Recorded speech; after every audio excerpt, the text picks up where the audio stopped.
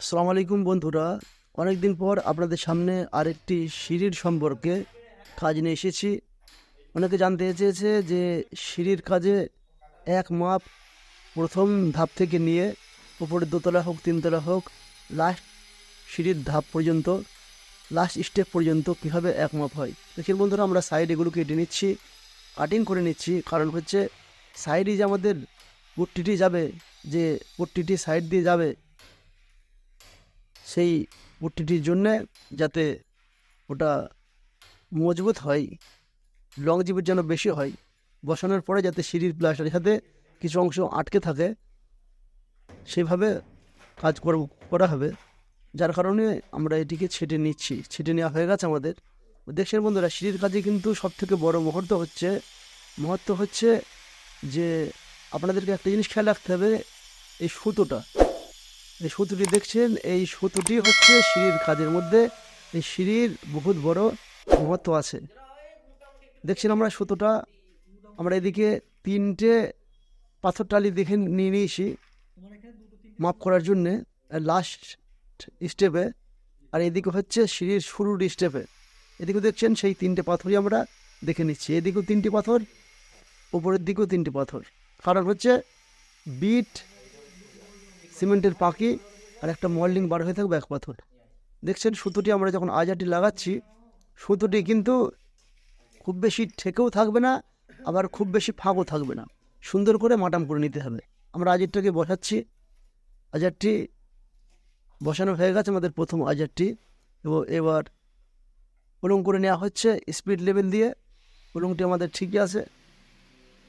যদি কোনো কিছু গণ্ডগোল থাকে তো এটিকে ঠিক করে নিতে হবে আপনাদেরকে।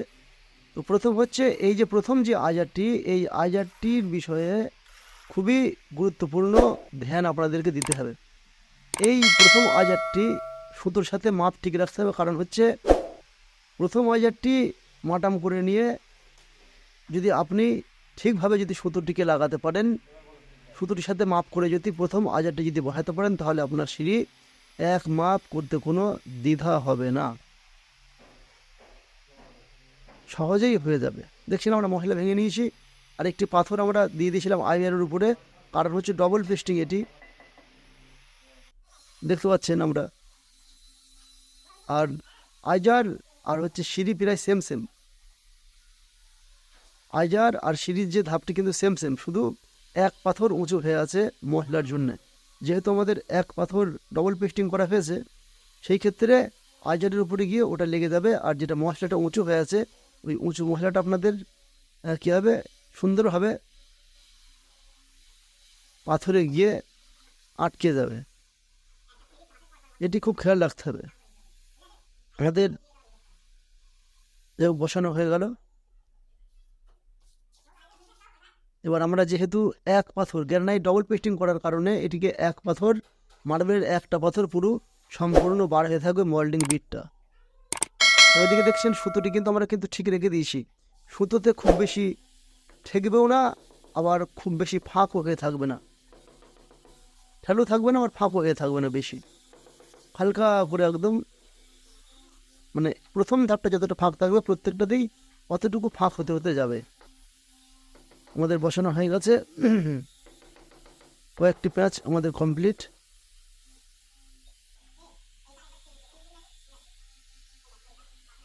বাজারটি, হ্যাঁ, তারপরে একটা জিনিস আমাদের খেয়াল রাখতে হবে, যাতে প্রত্যেকটা ধাপ মাপ যাতে ধাপের এক থাকে, সেই অনুযায়ী একটি ঝাঁটার কাঠি হোক কিংবা কোনো একটা মাপ আপনাকে কেটে নিতে হবে দুই সাইডে দেখার জন্য।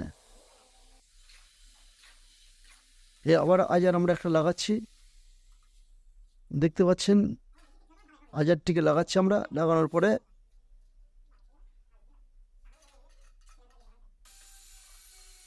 আর সিঁড়ির কাজে একটু সিমেন্ট কম না দিয়ে একটু সিমেন্টের ভাগ একটু বেশি করে দেওয়াটাই উত্তম। সিঁড়ির কাজে একটু বেশি করে বালির সাথে সিমেন্ট লাগিয়ে, বেশি ভাগে সিমেন্ট না দিয়ে একটু কম ভাগে সিমেন্ট দিয়ে করাটাই উত্তম সিঁড়ির কাজে, খাস করে যাতে আইজার যাতে মজবুতির সাথে যাতে আটকে যায়, যাতে খোলার কোনো চান্স না থাকে। দেখছেন বন্ধুরা, আমরা পাথর একটা দিয়ে দিয়েছি আইজারের উপরে লম্বা করে। আর ওই পাথর অনুযায়ী আমাদের এই মশলাটা ভাঙতে হচ্ছে, কারণ হচ্ছে ডবল পেস্টিংয়ের সিঁড়ি ঠিক এইভাবেই আপনাকে করতে হবে। মশলা সুন্দর করে ভেঙে নিতে হবে, একটু টাইট করে।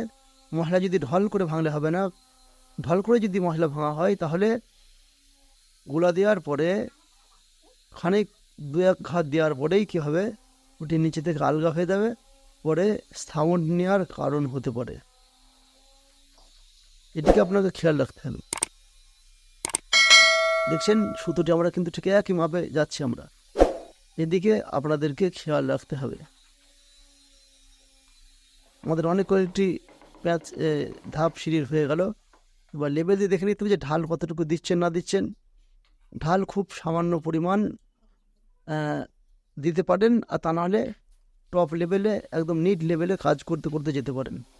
এটি হচ্ছে সবথেকে বেস্ট পদ্ধতি, এক মাপ হবে। তো বন্ধুরা, এর পরের ভিডিওতে আপনাদেরকে আমি দেখাবো সম্পূর্ণ কাজটি, যেহেতু এই ভিডিওতে সম্পূর্ণ কাজ আপনাদেরকে দেখাতে পারলাম না।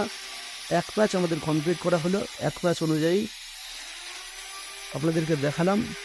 দেখেন প্রায় বলতে গেলে কি সব সিঁড়ির মাপে একই। পরবর্তী ভিডিওতে আপনাদেরকে সিঁড়ির মাপগুলো এক হয়েছে কি না হয়েছে মাপ করে করে দেখাবেন সঙ্গে। বন্ধুরা, যারা নতুন আমাদের চ্যানেলটিকে সাবস্ক্রাইব করতে ভুলবেন না।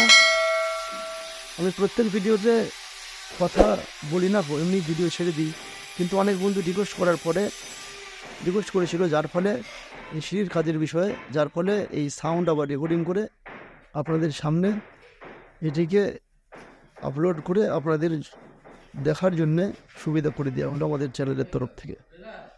আবার দেখা হবে বন্ধুরা অন্য একটি ভিডিও নিয়ে। ততক্ষণ ভালো থাকবেন, খুশিতে থাকবেন। আল্লাহ হাফিজ।